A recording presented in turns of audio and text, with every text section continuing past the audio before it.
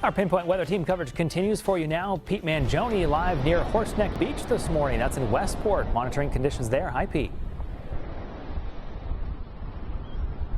Hey, good morning to you, Brian. And we have some decent waves going on right now. I'm going to step out of the way so you can take a look.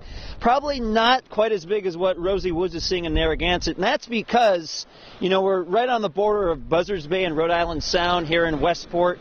And we're actually just down the road from Horseneck Beach, so we're not actually on the swimming beach right now. But that being said, the area here is a little more protected under a northeast wind from getting the big waves than it is in Narragansett. So we'll get some decent ones today, but probably not as big as what's happening in Narragansett. Now, of course, there are huge waves once you get offshore a little bit, and that's going to be a big issue for boaters.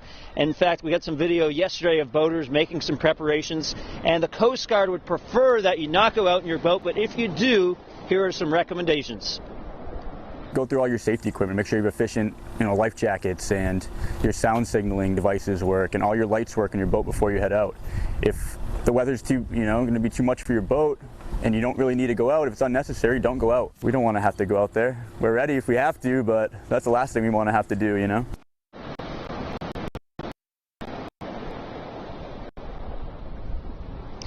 And of course, Hermine is not just about boat safety, it's also about swimmer safety. Rip currents are a huge part of the risk from Hermine. We'll give you some tips, talk about how they form coming up in about 30 minutes. Live in Westport, I'm meteorologist Pete Mangione, Eyewitness News.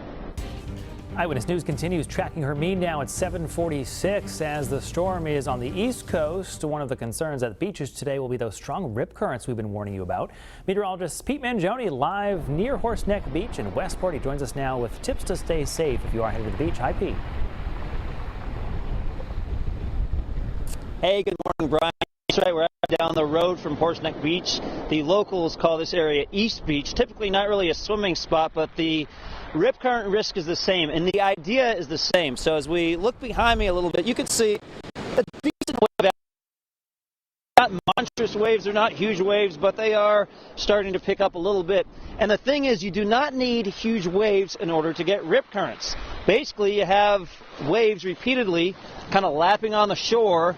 The water pressure builds up, and then that water has to go somewhere because it's higher pressure, and then it basically goes back out to the sea. That's your rip current, when the water goes from the shore back out to sea, and that can be really dangerous. It's not recommended that you swim directly back through a rip current.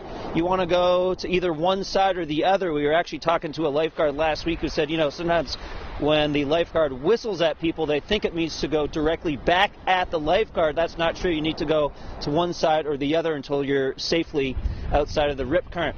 Another thing we're watching is how high the tide will come in. Now, high tide, I believe, is around 11:30 later on this morning, and you can kind of see where the high tide came in last night, where the rocks become darker and then transition to a lighter color. So it's pretty much right here where the high tide came in last night. The question is, how much higher does it go? There's a chance it could get close to the road, which is directly behind our photographer, Justin, but that's simply something we'll have to continue to monitor.